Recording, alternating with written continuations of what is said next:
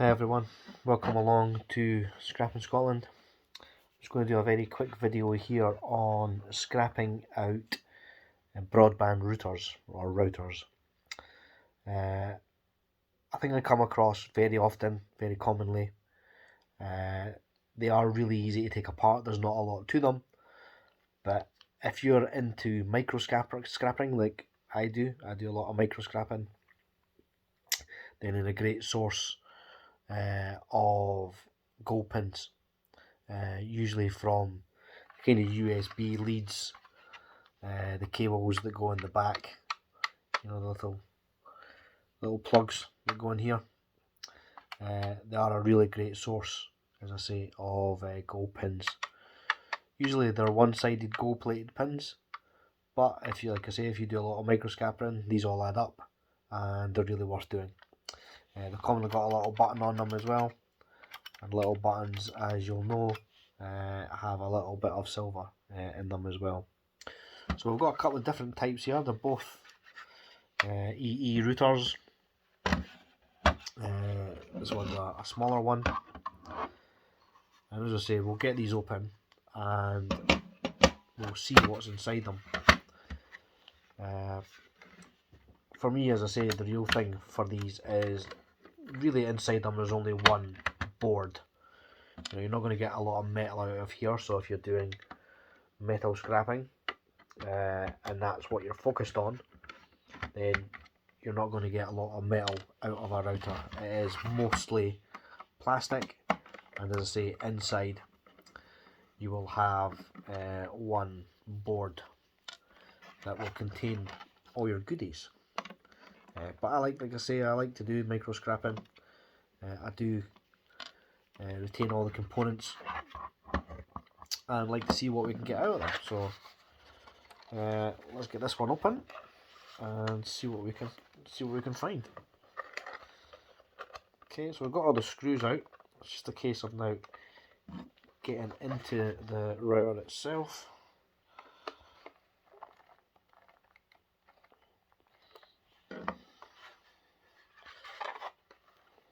What we need is a little wedge.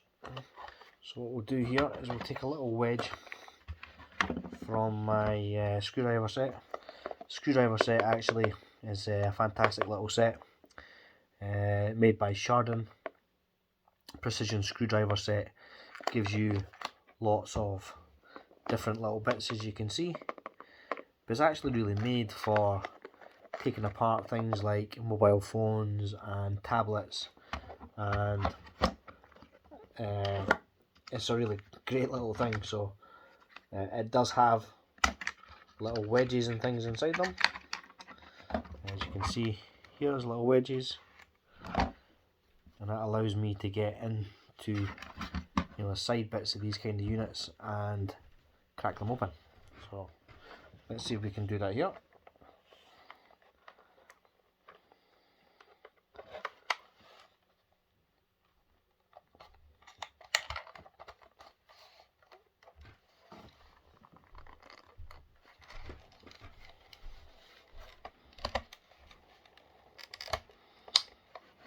Okay, so it gave me a little bit of a wrinkle to get into.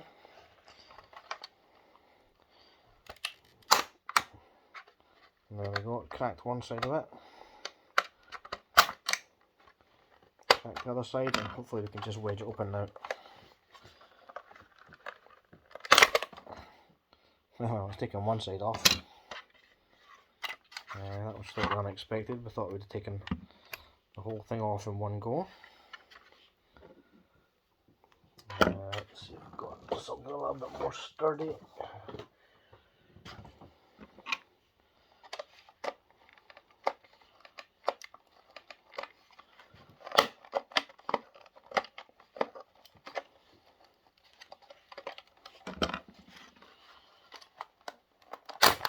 Okay, so there's the second piece off.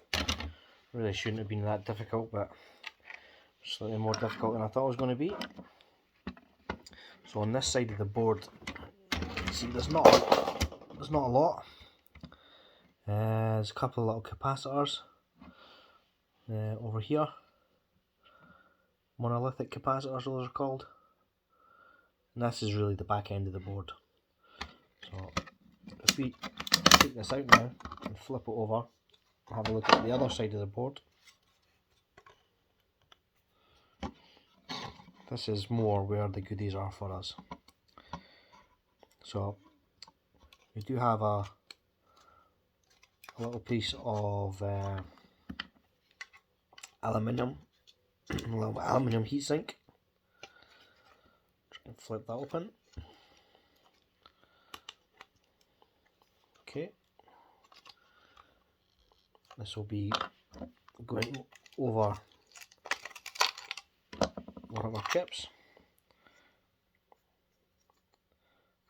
Actually, this one doesn't even really feel like it's aluminium. It feels like it's kind of, I think it is aluminium, but it feels more like a kind of stony thing rather than an aluminium thing.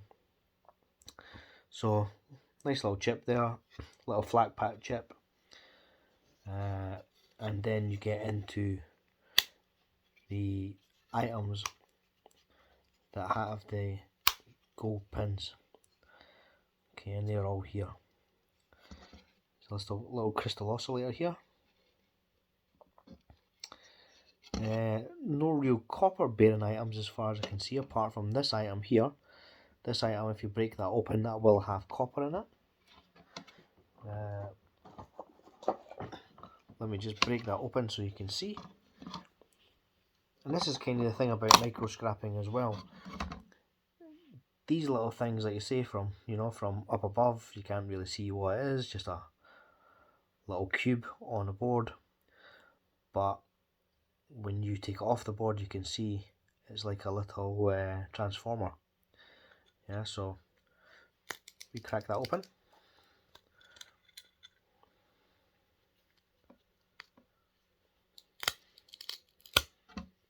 It is just covered in ferrite, so easy enough to crack open. And then it's a case of just really unwinding the tape and getting to the copper that's underneath the tape. So that can be quite time consuming to do. I'll try to get at least a layer off here so I can kind of show you the copper. If I can find the end of the tape.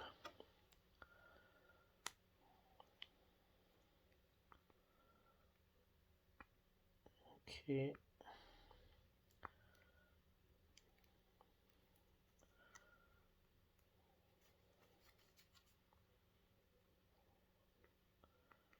This is why a lot of people don't do micro scrapping, because it does take an awful lot of time. It's not something that's really viable for, a lot of return. But it's like everything, if you've got hundreds of components that all bear copper, then you add them all together, you take them all apart, eventually you'll get some copper. So as you can see from that, there's copper inside it. Okay, not a great massive spool, but again, as I said, if you got a lot of these things, take them all apart, then the copper adds up. But you need an awful lot of these to actually get any decent return of copper. But you'll find with micro scrapping, there's lots of little spools of copper that you get on motherboards, and it's just a case of, as I say, taking them all apart and getting the most out of them as you possibly can. Okay,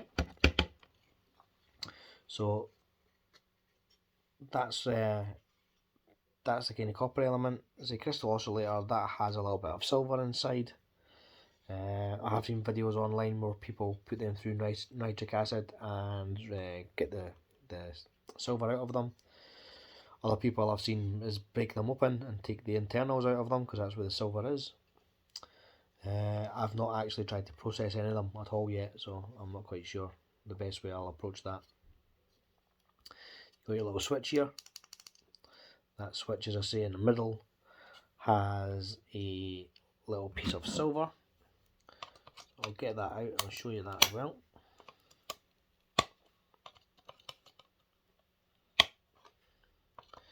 These are called tactile switches.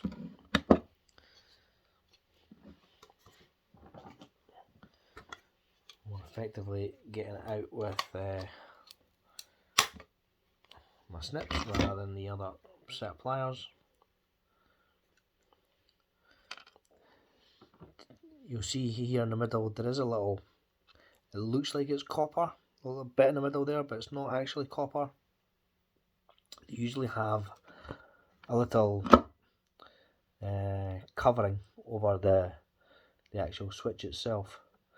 That's the piece that depresses and makes the connection. Okay, but it's not copper. It looks like copper, usually always looks like copper, but it isn't.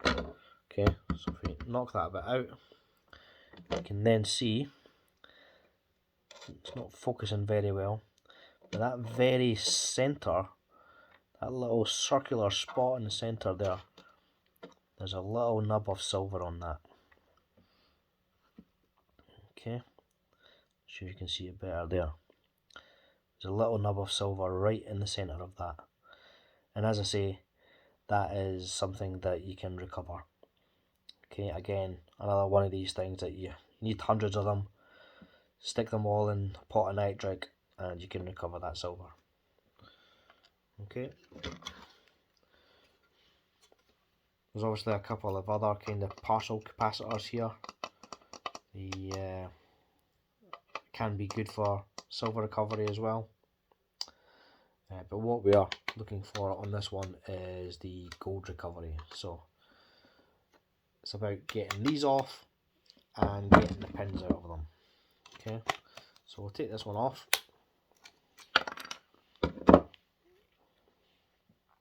so that first one came off pretty easily. We'll bend that back up and then see if we can remove the plastic piece from it.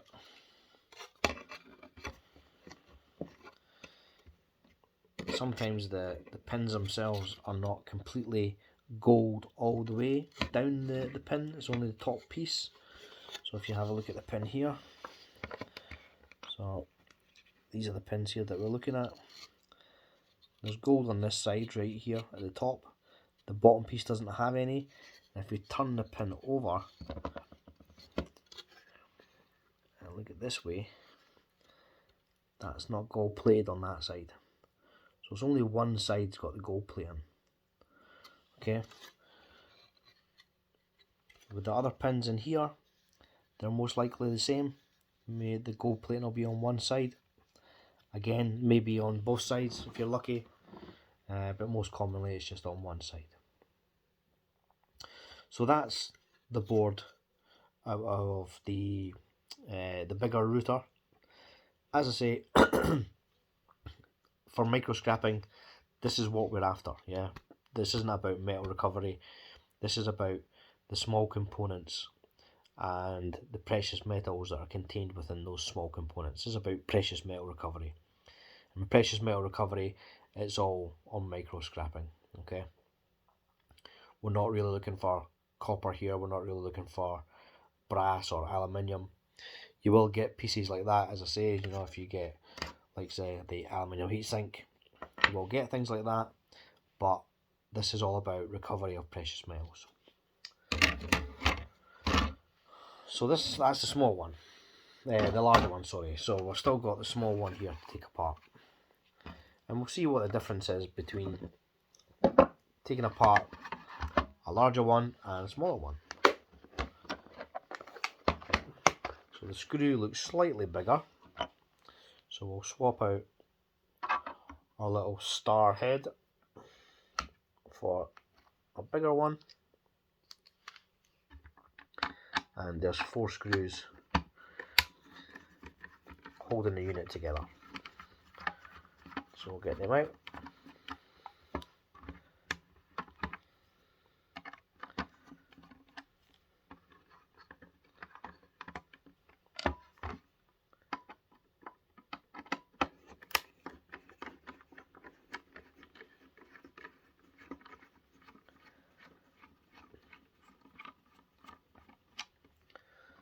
most of the guys I see doing scrapping, it's mostly about metal recovery rather than the kind of micro scrapping for precious metal recovery. So hopefully this is a little bit of a change from the normal scrapping video. Gives you a little bit of an insight into the world of micro scrapping. You will see on another video on my channel about how I kind of store the little items that I pull off these boards, ready to either be processed at some point or to be sold on. You can sell them really on the internet quite easily, or you can send them for processing and recovery of those metals. So here's a smaller board, and as you can see, it's more or less kind of the same setup. So we do still have the aluminium heatsink. It's a little bit smaller than the previous one, as you can see. They're more or less the same kind of design, but a smaller scale. We do still have that copper cube item there, where we get our little copper spool. We'll go here. So it looks about exactly the same. Again, there's a couple of capacitors like there was on the previous one. They're slightly different looking capacitors. These are more circular ones, where the other ones were kind of parcel shaped. We still have our 4 connectors at the back, all with gold bearing pins. We still have our connector here, and we have a USB on this side, where we never had a USB on the other one. That was one of these kind of setups rather than that one. Still got a little button here, a little switch, a little button here. This little item says 100 on it as well. That's another little copper bearing item. Another one here. Again, all small scale, but again, you know, it all adds up, so it's all worth taking off. Another crystal oscillator, another flat pack IC chip, little IC chip here. Obviously underneath this we'll have another IC chip, and that's about it. There's another little button in here as well. On the back, some very small monolithic capacitors, but very small. Only a couple of them really are recoverable. In terms of recovering them, I just push them off with a little flathead screwdriver. You may have your own method. Some people use a heat gun and just push everything off. I usually just use a flathead and kind of bang the little IC chips and the monolithic capacitors off of the board. And that's it really. So as I say, it's all about the boards and scrapping out the boards. Some people will just sell the boards as is and not scrap them out at all, and that's fine. I know there is obviously places that take boards, and you get various prices depending on the quality of the board.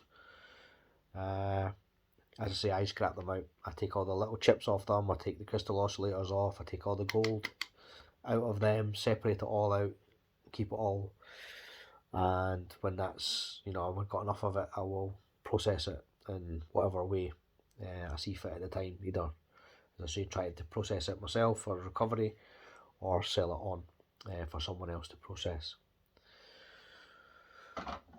So hope you found that one useful, guys. Just a little quick video, as I say, just to give you a little insight into some of the micro scrapping. A lot of even the bigger items you come across, TVs, VCRs, whatever it may be, DVD players, a lot of them have got these boards as well. So it's up to yourself whether you stockpile those boards and you sell them on as just boards, and get how many ever pence in the weight, or cents in the dollar for the weight, I personally scrap them out, so I just thought I'd give you a little bit of insight into, scrapping one of these out, and show you kind of what's included on the board and what's worth looking at. As I say, you do get lots and lots of copper on these little ones, really in the forms of mini transformers, but lots of little items here and there that are worth taking and storing. IC chips is one of the biggest things that people recover from these things. But as I say, I recover lots of different things, including the capacitors, the crystal oscillators, resistors. So there's various different things you can actually take off the board, and you can hoard for precious metals. Lots of silver, gold. It's all there. It's all there to be had. I've heard people say that micro scrapping is kind of the next gold rush, and as you'll know, there's a lot of precious metals within the contained within the actual boards themselves. A lot of things like platinum, palladium, rhodium, silver, gold. It's all there. So if you know how to do it and how to recover it, and you have the capability of processing it, then all the better. I know nitric acid is quite expensive, so for you guys that can do that, you've got to kind of weigh up, is it worth trying to process it, unless you've got a decent amount to actually process that's going to make it worthwhile, because as I say, nitric is quite expensive, so using that and getting a very small button of gold might not actually be worth doing it, so it's really up to yourself. Okay, but thanks for watching, guys. Appreciate you tuning in as always, and I'll see you on the next teardown. Bye now.